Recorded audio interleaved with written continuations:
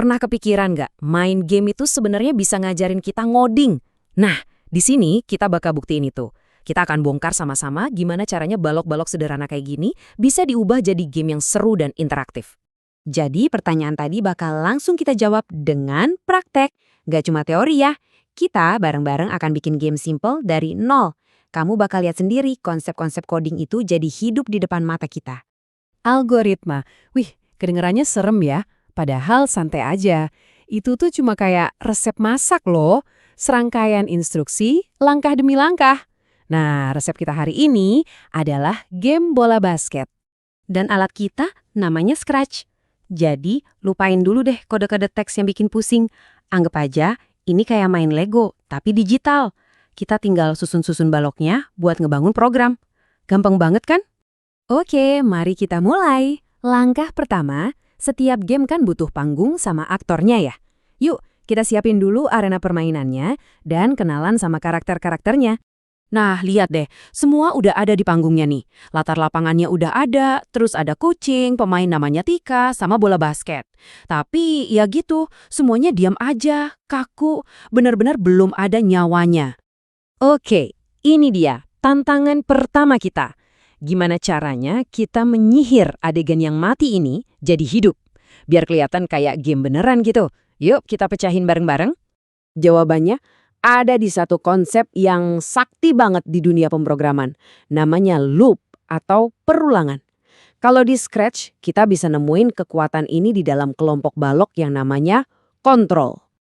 Jadi gini, bayangin kita suruh karakter buat ganti kostum atau muter.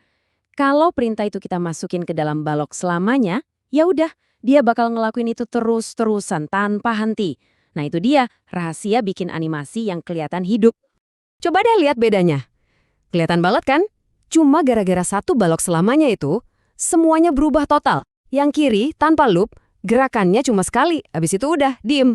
Nah yang kanan, karena ada loop, gerakannya jadi hidup, terus-terusan. Dan voila, lihat deh, game kita jadi hidup, karakter kita gerak, bolanya muter, cuma pakai beberapa balok doang loh, keren kan? Game kita udah mulai kelihatan dinamis. Oke, animasi udah beres. Level 1 selesai. Sekarang, yuk kita naik ke level berikutnya. Kita bakal bikin game ini jadi interaktif dan personal. Jadi bukan cuma ditontonin doang, tapi benar-benar bisa dimainin. Sekarang gimana kalau program kita ajarin buat ngobrol sama pemain? Caranya gampang. Bukan kita yang ngasih perintah, tapi programnya yang nanya. Kita mulai dari pertanyaan yang paling simpel dulu. Tapi nanya doang kan nggak cukup ya. Programnya juga harus pintar, harus punya memori buat nyimpen jawaban si pemain. Kalau enggak ya percuma, jawabannya bakal hilang gitu aja. Nah, disinilah kita butuh yang namanya variabel. Anggap aja variabel itu kayak kita nyiapin kotak kosong di dalam komputer. Terus kotak itu kita kasih nama. Misalnya kotak nama. Nanti jawaban dari pemain kita simpan di situ. Kapanpun kita butuh, tinggal panggil aja nama kotaknya. Dan ini dia hasilnya. Keren banget kan? Gamenya sekarang jadi bisa ingat nama kita. Si kucingnya nggak nyapa halo doang, tapi langsung nyebut nama kita. Nah ini yang bikin gamenya jadi terasa personal dan benar-benar interaktif. Ide kotak atau variabel yang sama bisa kita pakai buat hal lain. Contohnya, buat nyatet skor. Kita tinggal bikin aja satu kotak baru, kita kasih nama skor khusus buat nyimpen angka. Perhatiin deh cara kerjanya. Logikanya simple banget. Ada satu balok buat ngeriset skor, jadi 0 tiap game dimulai. Terus, ada balok lain yang tugasnya nambahin 1 poin tiap kali, misalnya pemainnya nyentuh bola. Ini adalah dasar dari semua sistem skor di game manapun. Oke, game kita udah jalan nih. Tapi, coba bayangin deh, kalau gamenya makin rumit, tumpukan balok kodenya bisa jadi kayak benang kusut, berantakan banget. Makanya, kita perlu cara buat ngerapiin semua ini.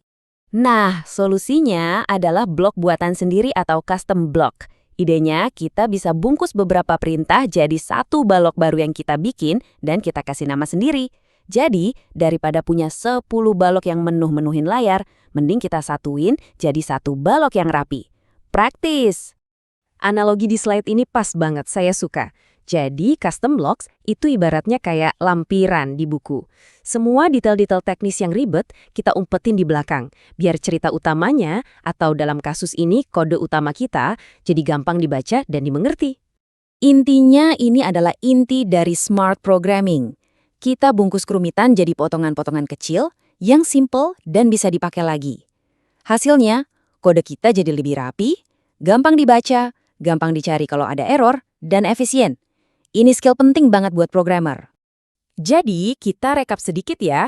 Cuma dalam beberapa menit, kita nggak cuma berhasil bikin game, tapi kita juga udah mengintip beberapa konsep paling penting di dunia pemrograman. Ada algoritma sebagai resep, perulangan buat bikin animasi, variabel sebagai kotak memori, input biar interaktif, dan blok buatan sendiri biar kode kita rapi.